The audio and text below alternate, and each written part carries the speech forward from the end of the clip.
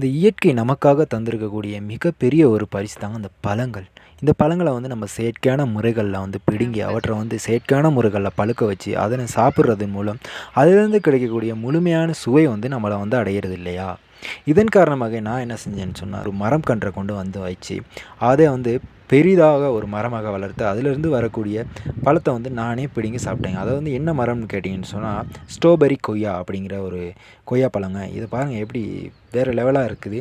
இத நான் சாப்பிடும்போது இயற்கையாக பழுத்த பழங்க. இத வந்து சாப்பிடும்போது அப்படி ஒரு சுவையா அப்படி இருந்துச்சுங்க.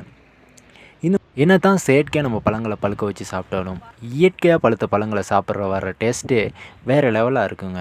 உங்களுக்கும் இந்த மாரி ஒரு அனுபவம் இருக்கா? அதாவது வந்து இயற்கையான முறைகள்ல பழுத்த பழங்கள சாப்பிட்ட ஒரு அனுபவம் இருந்துச்சுன்னு சொன்னா, கமெண்ட் பாக்ஸ்ல கமெண்ட் பண்ணுங்க. உங்களுக்கு இந்த வீடியோ பிடிச்சிருந்துச்சுன்னு சொன்னா, எல்லாருக்கும் ஷேர் பண்ணி விடுங்க, லைக் பண்ணுங்க, சப்ஸ்கிரைப் பண்ணுங்க.